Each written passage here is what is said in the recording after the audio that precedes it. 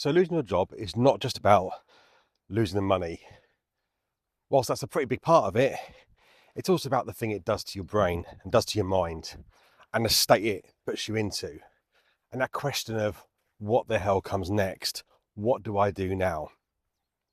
And any of us can find ourselves in that situation at any point. And we're probably just one decision away from a company for our whole life to be turned upside down.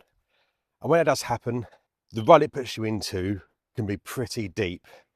And this is how I kind of got out of my own rut a few weeks back. So if you haven't watched before, my name's Carl, and I lost my job a few weeks back, and I'm now rebuilding my life in my mid-40s.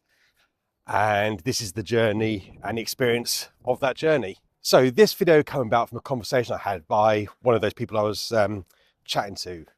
And he was asking me about how I kind of got myself going again and how I got myself out of the rut I was in after losing the job. So we go back to the day itself. I kind of knew it was coming. I kind of knew that the job was probably not great. There were a couple of warning signs. I was in this sort of performance meeting every Friday. And then the last Friday before it all happened, that meeting got suddenly cancelled. And then a meeting went in for the 31st of March, which would be the last day of my probation. So there were warning signals there straight away. And even my partner, she said to me, that doesn't look good. Looks like it's going to go down. So I kind of had a feeling over the weekend, I knew what was coming. So this wasn't a complete shock, like for some people it can be. So I went up to that meeting and I went in the office for, I think it was about half an hour, if that, and I went into it. And as I think I briefly said last time, I was in there for 10 minutes and then I was out the door, escorted out, done, that's it. And I remember going back out into the car park and just standing there for a minute just going, what the hell? What do I do? Shit. And I think I stood in that car park for a good 45 minutes, just not knowing quite what to do. Now, the office was based up in Norwich. And the only sort of thought I had to myself was to get to the coast, to get to the sea. Now, the sea for me is kind of a safe space. I love being by the sea. My brain just went, well, I'm half hour away. Let's just get to the coast. So I went to Cromer. And that day, I never forget, it was like a shell shock. And I remember getting to the sort of parking up the car and walking along the coast, and I walked for 12 miles. And I walked for most of the day. And I can't say what I was thinking about. I just walked. I think I was in just shock about everything that's gone on and what's happened. And as I say, I knew it was coming. But what I knew at that point was I didn't know how to go back and tell the family. I didn't know how to go back and tell the wife. I didn't know what to do. And I was just lost for a bit of time. And eventually I got back in the car and I'd done the 3-hour drive home. And that was probably the start of the rut. For the next 2 weeks, I went in a bit of a spiral. I sat at home blaming everyone, feeling guilty that I let it happen, blaming myself more than anyone else. And I just felt really stuck. And it was not a great place to be. I would try then to sort of force looking on LinkedIn, job sites, realize there wasn't much out there, and that would just make things even worse. And I'll go back into sort of my pit of sort of despair, should we put it. Now, I can't imagine what I was like to live with at this point in time. I can't imagine I was a particularly pleasant person. As I say, I've got a wife and a young lad, and I just kind of felt sorry for myself. And I sort of knew what I needed to do because I have been here before, which I think for me, that's why it made it a lot quicker to come out the other side of it. So step one was to protect your sort of inner peace without sounding all woo-woo. One of the things I was doing, I was waking up first thing in the morning, I was looking at the news. And I think I was doing that in order to try and hope things were getting better, specifically out in the Middle East, because that affects my industry and what I'm doing. And every morning I'd have a look, and guess what? It just got worse. That was not a great place to start the day. Then I'd go onto social media and then I would start comparing myself to everyone else. And again, so I wake up I finally get out of bed, and I'm already feeling pretty crap about the day. It's not a good way to start. So the first thing I done there was I got my phone, and overnight I left it in the spare room. So I couldn't grab it first thing in the morning and go on that mini spiral first thing. It wasn't in sort of line of sight. I couldn't grab it that easily. So once the phone was gone, I started to look at what I could do next. And without sounding like Joe Wicks, the best thing for me is to exercise. I'm not talking about going for a run. I'm just talking about getting out and going for a walk and being outdoors, like where I am now. Now, some days that walk was for 30 minutes, just come around the block. And other days it'd be like 2.5 hours. But I didn't really care. I just wanted to have time to kind of get my head around things. And when I first started, I found myself listening to podcasts or music, something with earpods in, just to really distract myself.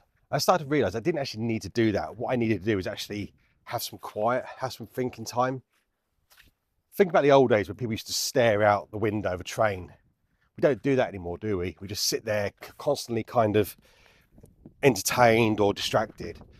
I needed just to find some space, so I stopped using the AirPods for a little bit. So the quiet walk was great. The problem is I found that a few days in, I was still having the same thoughts.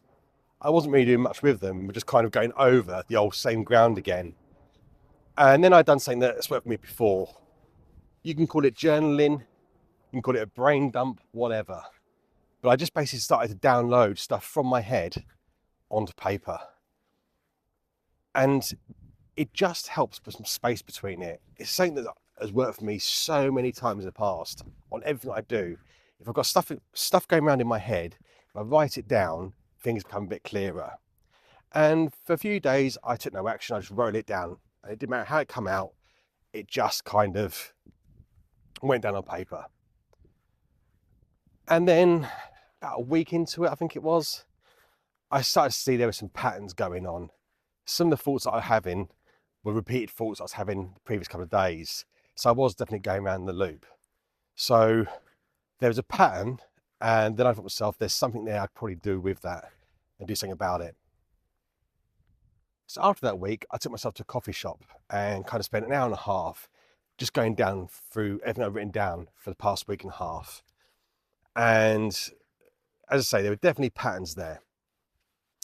And what I decided to do, and again, this comes from something I've done in the past, is that I looked at everything that was there and asked myself the question, is it something I can control, or is it something outside my control?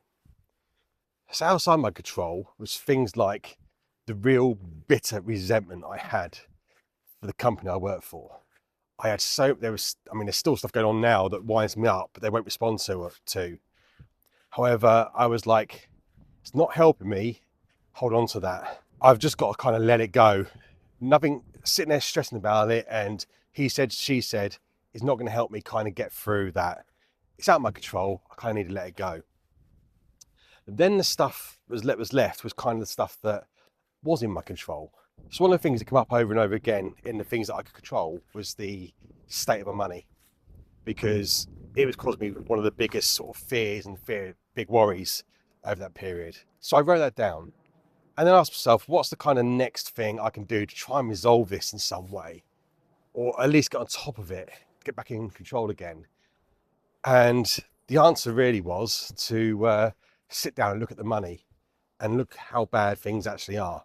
So I blocked off some time to deal with this. And don't get me wrong, there were some other things too, but that was kind of the key one at that point in time. So I gave myself a bit of time, and a day later, I sat down and I dealt with the money situation. It turned out it wasn't quite as dire as I thought it was.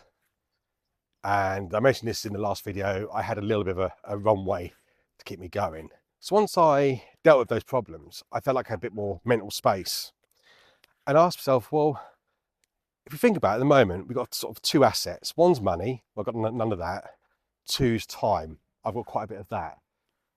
How can I spend that time and treat it as important as money? Because ultimately time is a pretty valuable asset. And what would give me a bit of sense of purpose and direction every day again, whilst I'm sort of waiting for the next thing to come along? So what I did first is, when I started looking at this, if I started looking too far out, I started to freak out time-wise. So I brought it back down to the next 3 months. And what can I do over the next 3 months that if it was to come off, I'll be really sort of happy with myself and kind of feel like I've not wasted 3 months of my life. So the first thing was my health. I've been a few stone overweight now for quite a few years. It's safe to say the past couple of years has taken a toll on me. So I've set a goal for the next 90 days to lose a stone. And I'm not spending loads of money. All that means is I'm going to try and do 15,000 steps a day and eat healthier, which I can do both of those because I've got both the time to do it now. So then I want a bit of an accredited output. And that's where the YouTube idea comes from, to sort of reignite this kind of channel that I've had for a little while. And there's no expectations. I just thought if I give myself a couple of hours every morning to either read up about how to do it, produce a video, write a script, it's just something positive to do every day and give that sense of direction. Now for you, it may look a bit different. So I think the health thing is relevant to everyone. I think if you're fit and healthy, get out every day, whether it's on your bike or for a run, whatever, kind of be active. I think it only helps. The productive output piece, it may look different. For me, it's YouTube. For you, it might be working on those house projects you've been meaning to do for ages, if you've got the money. Maybe it's starting a hobby. Maybe it's doing a course, whatever it may be. But something that gives you that kind of bit of drive every day to get up and do. If you spend the time on it, it feels productive. Because what you find sometimes with all the job hunting, when you don't respond, you feel like you've achieved nothing. But if you know first thing in the morning, you've kind of worked on your own personal project, you can sort of tick the day off as a win. And I think that's really important. So the days now for me look a little bit different. I get up, I do school run, then I get out for my walk. I still allow I try and do an hour's walk, to be totally honest. Sometimes it's longer because it's all good for the health goal. Then I come back, I write a few words because I still think that's important, just going for this period of time. And then I crack on first of all with my project, which will be this. And then I'll have some lunch, then I'll start the job hunt. Because we know that's one that's always a bit of a pain, and I'll do it in the afternoon. And then anything else I fit around that, and it kind of just gives you a bit of purpose. And I think that's really important. And that's how I'm working it. And I think it works that when we lose a job, as I say, we lose that sort of sense and direction. So building, no matter how small a piece a day, to kind of give you that sort of sense of direction again is really important. So what about you? Do you find yourself currently stuck in a rut at the moment? Have you been in the rut? How did you get out of it? Do you like the idea of kind of making a project and kind of getting going again with something? If so, what would it be? Let us know in the comments. I'd be really curious to see what everyone else is thinking. I'll leave it there. I'm hoping I haven't rambled too much on this one. Again, I really appreciate everyone's kind of comments, so please feel free to carry on, and if you've not watched before, please like and subscribe, always appreciate it, and I'll see you on the next one.